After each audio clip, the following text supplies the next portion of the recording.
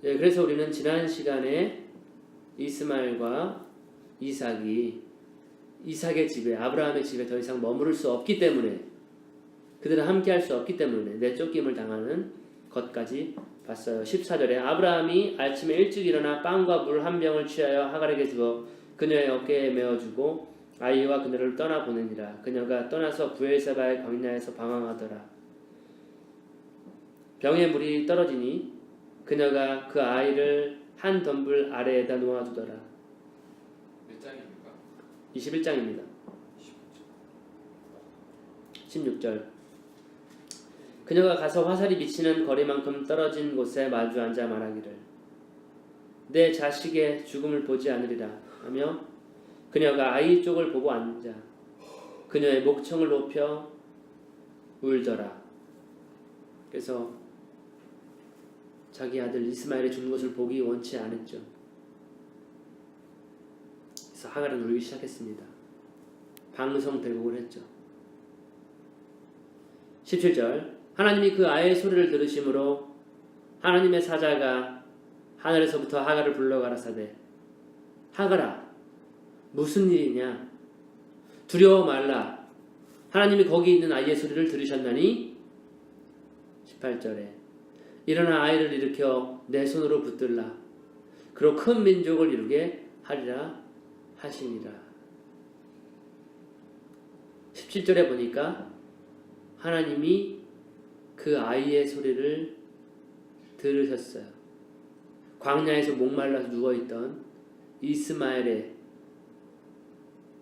소리를 들으셨어요. 또 자식의 죽음 앞에서 목 놓아 울던 울부짖던 하갈을 들으셨어요. 그래서 하나님의 사자가 나타나죠. 하늘에서부터 말하는 거예요. 하나님의 사자가 그들을 불러요. 하갈아 무슨 일이냐 무엇이 너를 힘들게 하니 두려워하지 마. 하나님이 그 아이의 목소리를 들으셨어 라고 하는 거죠. 무슨 이야기냐면요 하나님은 우리들의 목소리를 들으신다는 거예요. 광야에 이때 당시에 아무도 없었을 것 같아요. 오직 하갈과 이스마엘만이 울부짖고 있었어요. 누구도 도와줄 수 있는 사람이 없었어요. 먹을 것도 없었어요. 마실 물도 다 떨어졌었어요. 그런데 천사가 나타나서 하는 얘기가 뭐냐면 하나님이 그 아이의 소리를 들으셨다. 걱정하지 말아라. 두려워하지 말아라. 무슨 얘기냐면요. 하나님은 들으신다는 거예요. 아무도 들을 수 없는 그러한 상황 속에서도 하나님은 우리들의 소리를 들으신다는 것이에요. 그리고 그들을 도우셨어요. 여기 앉아있는 사람들 중에 혹시 이렇게 혼자 울거나 아무도 도와줄 수 없는 그러한 상황 속에 있는 사람들 계신가요? 혹시 자기의 인생이 지금 광야처럼 메마르고 먹을 것이 없고 목이 마르고 갈급하고 힘들고 고통스러운 상황 속에 있는 지체가 있나요?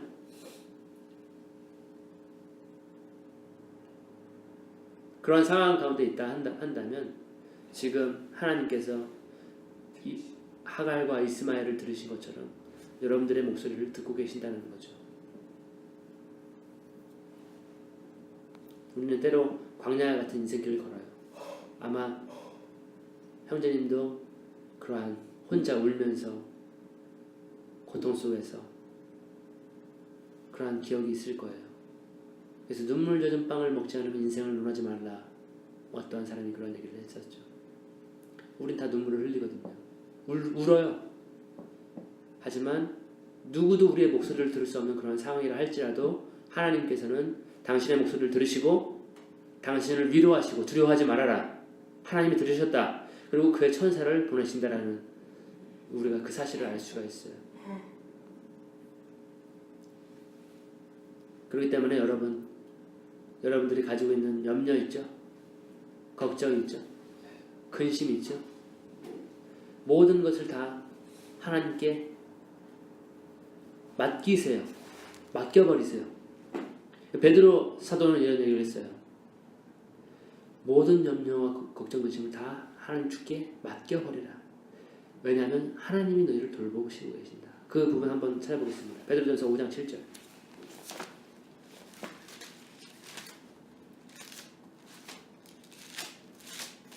찾았나요? 베드로전서 5장 7절. 예.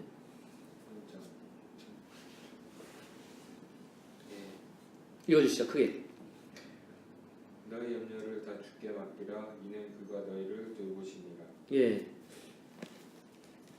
염려와 걱정, 근심 모든 것을 다 주께 맡겨 하나님께 맡기십시오. 왜냐하면은 그분께서 여러분들을 돌보고 계신다는 거예요. 굉장한 거 아닙니까? 아무도 우리를 돌봐주지 않아요. 그러나 하나님께서 우리를 돌봐주시고 계신다는 거예요. 근데 이거랑 긍정적인 사람이랑 차이가 있는 겁니까? 긍정적인 사람도 울어요. 아니 제가 할 때는 제가 원래 약간 긍정적인데, 그러니까 제가 일부러 진지하면서도 다른 소장님들이 좋아하는데 뭐 그렇게 생각을 하시나. 어차피 이거 다 해야 되고 어차피 이렇게 나가야 될 건데 뭐 이렇게 하면 어차피 그쪽 거기 팀들 그쪽 사정이 그런 건데 너무 그렇게 하실 필요 없다고. 난 너무 긍정적이라고. 너무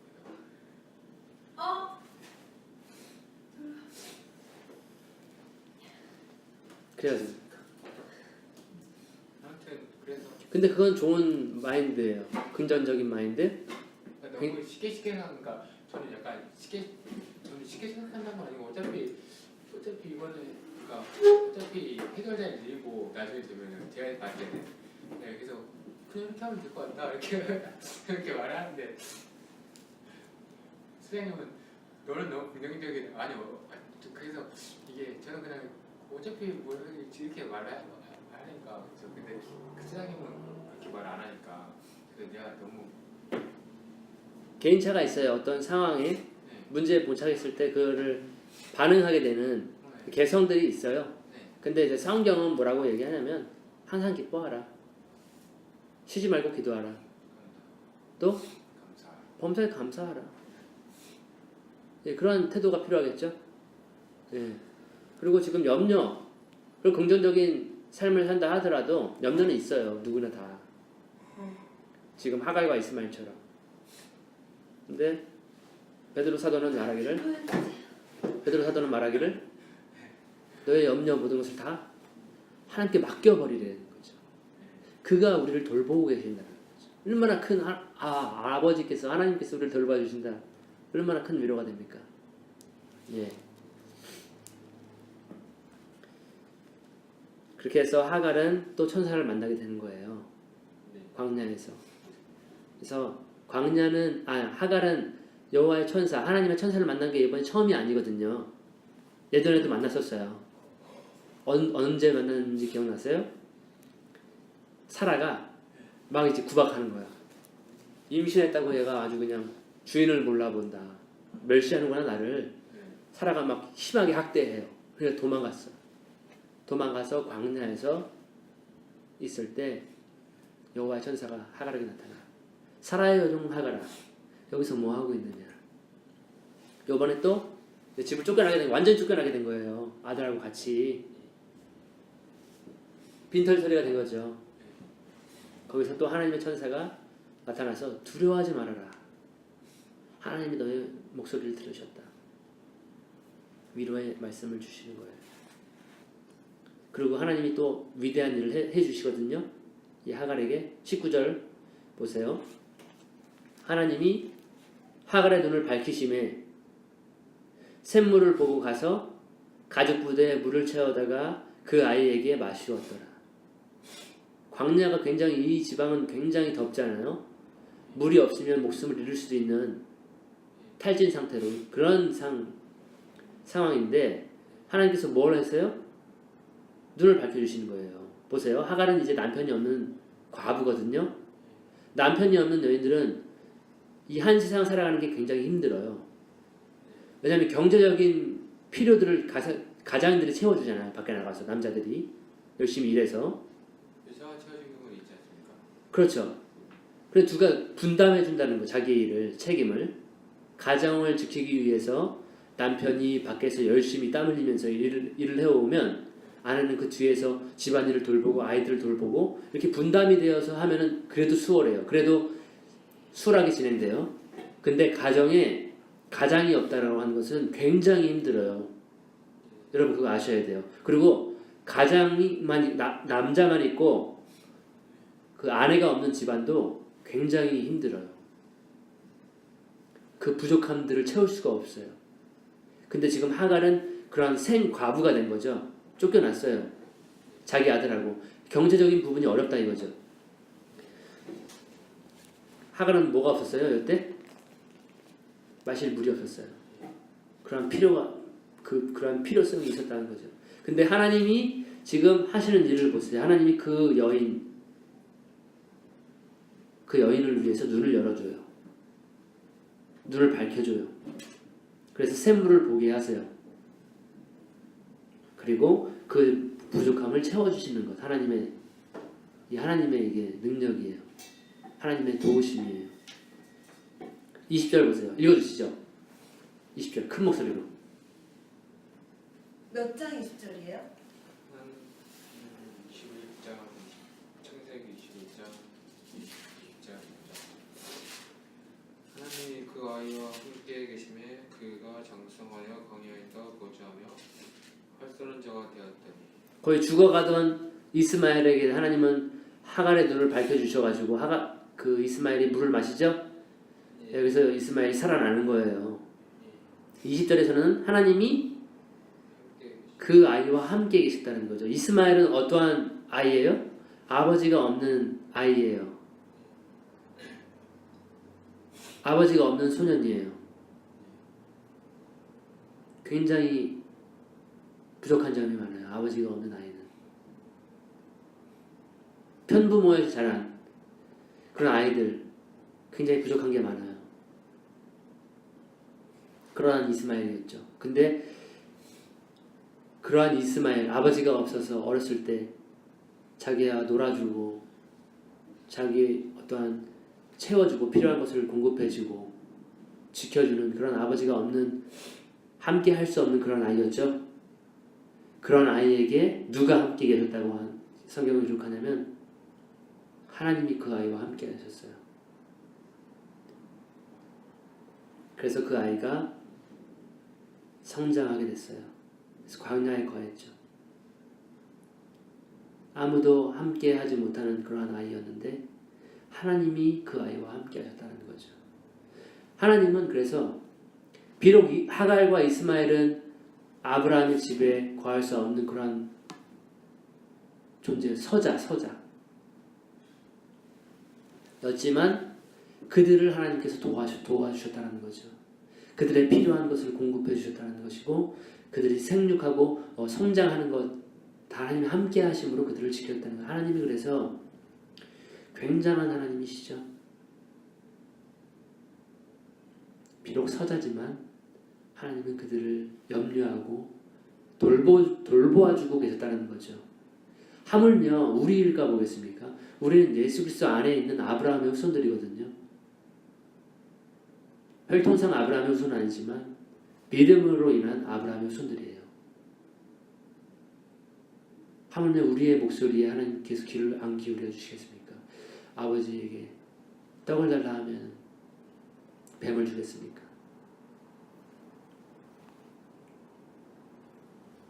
그래서 이스마엘이 뭐가 돼요? 장성에서? 예? 예. 광야의 무법자가 아니라 광야의 활 쏘는 자가 돼요. 그래서 굉장히 뭔가 광야에서 활 쏘는 자 하면은 이미지가 어때요?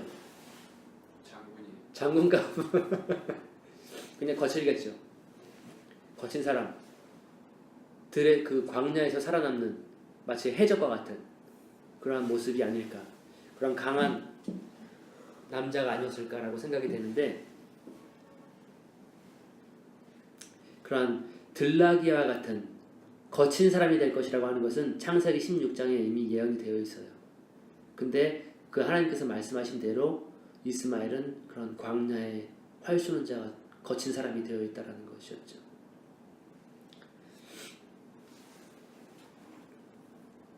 그런데 이제 문제는 21절이에요. 21절을 한번 큰 목소리 또 읽어주실래요? 그가 바람 광야에 거주할 때 그의 어머니가 그를 위하여 애굽 땅에서 아내를 얻어 주었더라. 예, 이거 여기서 뭐 뭔가 이상한 점을 발견할 수 있나요? 좀 이건 아닌 듯 싶다 라고 하는 거 발견할 수 있나요? 이건 아닌데. 그가 바람 광 예, 그죠. 그가 바람 광야가 누가 바람 겁니까? 광야의 이름이 바란이에요. 혹은 파란. 광야의 이름이에요.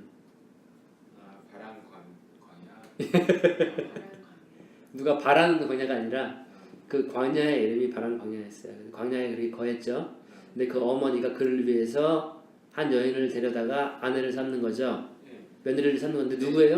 애굽 땅. 애굽 땅 여인을 데리고 와서 이제 이스마엘의 처로 주는 거예요. 이 부분 좀 의아하지 않나요? 애굽? 예, 애굽 여인. 쫓겨난 거 아닙니까? 하갈이 어느 나라 사람이죠? 애굽. 예, 애굽 사람이에요. 예. 하갈은 애굽 사람이었고 아브라함은 어느 나라 사람이에요? 히브리 사람이에요. 히브리. 예. 그래서 이스마엘은 사실 혼혈이에요. 예. 애굽 사람, 이집트 사람과 히브리 사람의 혼혈이죠. 물론 둘 다 중동 지방 쪽이 더운 지방 사람이지만, 근데 지금 그 이스마엘을 위해서 하갈이 애굽 땅 여인을 데려다 주는 거예요. 모르겠어요. 우리가 너무 비약적으로 해석할 수도 있겠지만 애굽은 신이 엄청나게 많은 다신 국가예요. 태양신부터 시작해서 나일강의 신, 뭐 파리의 신, 뭐 개구리 모든 신들이 다 있는 곳이 애굽이에요. 마치 오늘날 우리가 사는 이 땅과 같이 어마어마한 신들이 많죠. 근데 히브리인 지금 아브라함은 누구를 믿냐면 여호와를 믿는 유일신. 근데 지금 이스마엘이라고 하는 아브라함의 후손이지만 그 하갈은 어떠한 유일신을 섬기는 그러한 여인을 자기 아들에게 준 것이 아니라 이렇게 결혼시킨 게 아니라 애굽 땅에 있는 여인을 데려서 결혼을 시킨 거예요. 저는 이게 굉장히 실패라고 생각을 해요. 결혼해서 우리 인생에서 가장 아름다운 일이 뭔 줄 아십니까? 결혼입니다.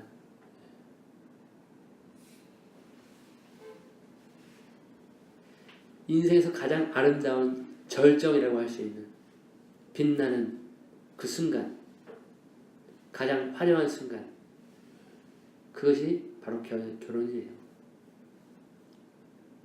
일할 때가 가장 화려한 순간. 네? 일할 때. 아니에요. 아니, 남자는 일할 때라고 생각을 많이 아니에요. 결혼할 때가 가장 아름다워. 신랑 신부 모두가 모두의 축하를 받으면서 최고의 아름다운. 축하를 받는 게 좋은 겁니다. 그럼요. 그것뿐만이 아니라 봐보세요. 한 홀로 있던 개체가 네. 따로 있던 개체가 네, 만나는 거. 어떠한 인연에 의해서 제가 하나가 되는 그 결혼. 하나님이 만드신 거거든요. 아담과 하와를 만나게 하시고 한 몸을 이루게 하신 거. 그게 하나님께서 만들어 놓은 가장 좋은 그런 아름다운. 그래서 우리가 지금 신랑을 기다리고 있는 거예요. 그걸 기대하고 소망을 가지고 있잖아요. 예. 가장 아름다운 결혼인데, 그래서 일륜지 대사라고 그러거든요. 대사. 가장 중요한 일이다. 결혼이. 그래서 합당한 배우자를 만나는 거. 요것이 우리 싱글들, 아직 혼자 있는 그러한 선남 선녀들이 가진 큰 숙제라고 할 수 있어요.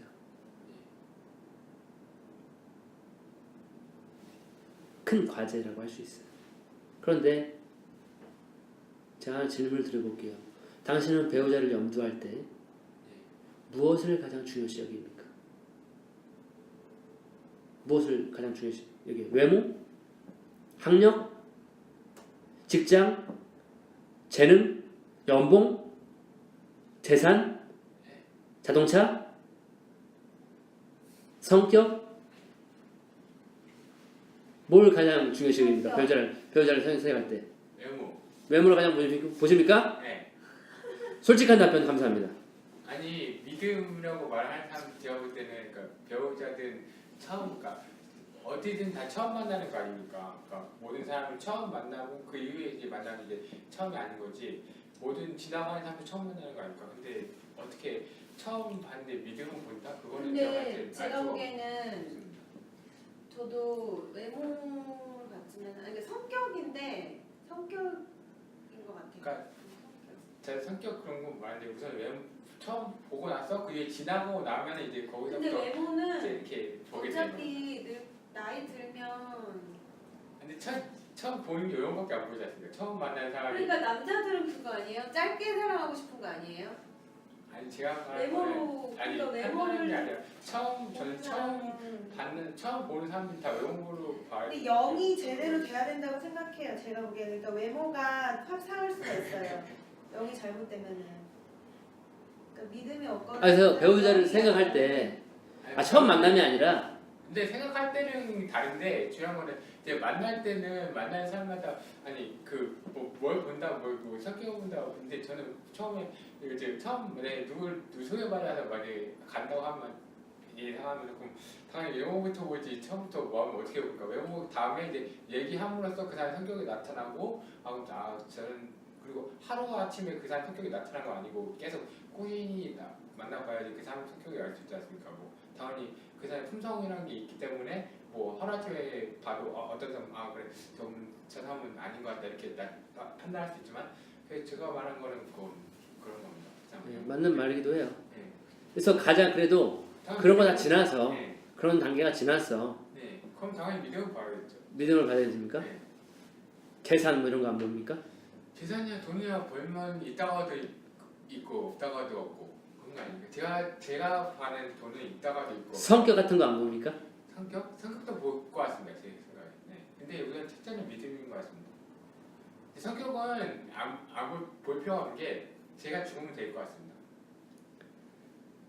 그 근데 사람한테 예쁘면은 죽겠다는 거예요. 아니 그 사람한테 맞춰주면 되는 거 아닙니까? 예쁘면 얼굴이 예쁘면은 자기가 죽겠다는 얘기. 한 사람한테 맞춰주면 되니까 제가 봤을 때 성격은 뭐냐면은 남자든 여자든 그러니까 예를 들어서 남자가 이렇게 그러니까 여자가 좀 뒤세면 남자 좀 죽고 그러면 되는데 같이 여자가 뒤세는데 남자도 같이 막 뒤세려고 하니까 예쁘시지 않습니까? 그래서 여자가 좀 뒤세면 제가 좀 죽으면 되지 않습니까? 그 여자의 말에 제가 따르면 그러면 문제가 없는 건데 막 여자 성격이 막 그러니까 여자분이 성격이 남자 같아서 막 이렇게 막 끌려고 하고 이끌려고 하고 그러는데 똑같이 남자도 이끌려고 막 하다 보면 이게 같이 가면 좋은데 이게 생각이 다르다가 트러블이 나는 것 같은데 그러면 그때는 제가 그냥 죽고 그래 그거 맞춰서 이제 행동해주고 하면은 아무 문제 없을 것 같습니다. 근데 또 여자 성격이 약간 온순하고 이렇게 약간 그냥 따르는 스타일이면 그때는 이제 제가 이렇게 나와서 한다든가 그렇게 맞춰서 근데 둘 다 온순하고 하면 아무 우유부단해가지고 아무것도 안 나타나지 않아요.